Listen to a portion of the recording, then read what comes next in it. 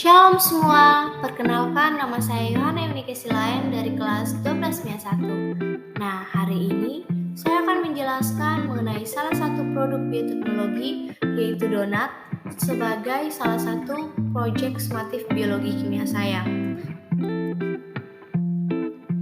Nah, sebelum lanjut, saya akan menjelaskan terlebih dahulu alat, bahan, dan juga langkah pembuatan dari donat ini. Nah, bahan-bahan yang digunakan ada tepung, ada ragi, ada telur, ada gula, ada garam, dan juga ada air.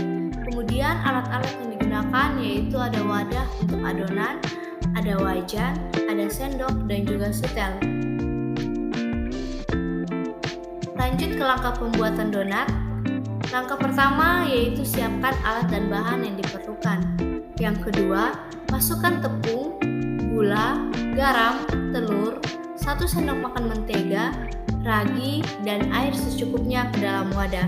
Yang ketiga, campur semua bahan-bahan yang digunakan dengan sendok hingga merata.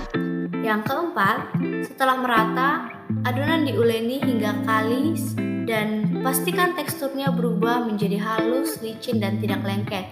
Yang kelima, tutup adonan dengan plastik wrap agar dapat mengembang dengan baik. Yang keenam, setelah adonan mengembang, bentuk adonan sesuai dengan bentuk donat yaitu lingkaran dengan lubang di tengah dan pastikan wadah ditaburi tepung agar adonan tidak lengket. Yang ketujuh, goreng adonan donat yang sudah dibentuk hingga matang. Lalu yang terakhir, donat siap disajikan dan tambahkan topping sesuai selera. Nah, kemudian agen biologi dari donat ini yaitu melibatkan proses fermentasi oleh mikroorganisme Saccharomyces cerevisiae yang terkandung dalam ragi. Lanjut ke dalam struktur molekul yang terdapat dalam donat yaitu ada isoleusin yang merupakan bagian dari asam amino dan asam amino yang merupakan bagian dari protein. Kemudian ada juga struktur molekul dari amilum yang merupakan bagian dari karbohidrat. Lanjut, di dalam donat juga terdapat struktur molekul lemak yang terdapat di dalam minyak cair dan juga margarin. Nah, ada 2 dampak dari donat, dampak positif dan juga dampak negatif. Dampak positifnya yaitu mengenyangkan perut dan menyenangkan hati karena rasanya yang enak.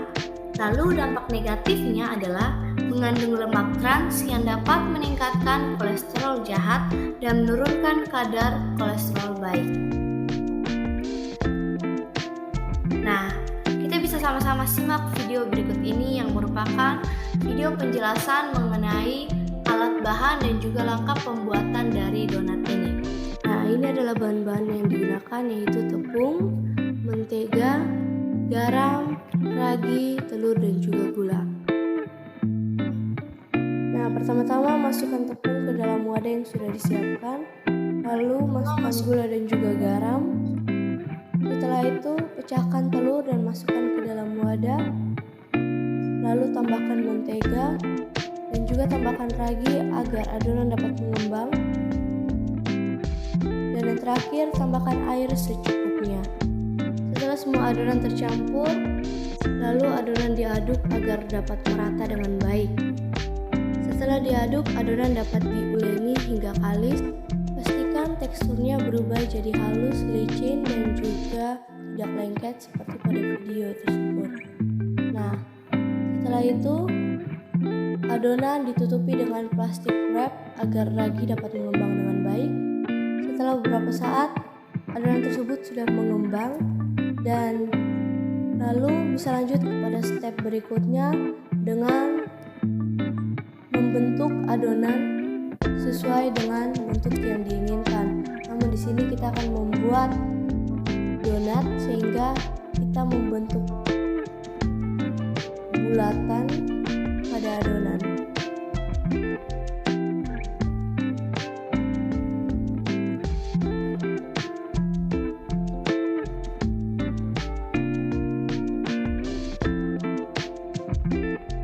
Setelah membentuk bulatan, bentuklah adonan seperti bentuk donat. Setelah itu, adonan dapat digoreng hingga matang atau berubah berubah menjadi warna kuning kecoklatan. Nah, bisa dilihat di situ proses penggorengannya.